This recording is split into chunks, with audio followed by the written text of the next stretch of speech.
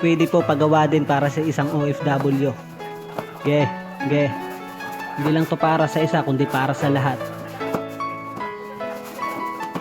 Yeah. Haragan. Isa ako sa Pilipino na piniling manayuhan dito sa ibang bansa para lamang matulungan ng aking mga pamilya kahit na medyo mahirap. Bawal dito ang mapagod, kailangan magsumika. Para sa aking pamilya ay kailangan magtiis. Sinantabi ko ang lungkot at ang aking pagkamis. Bawat pawis ko bayad para to sa kanila.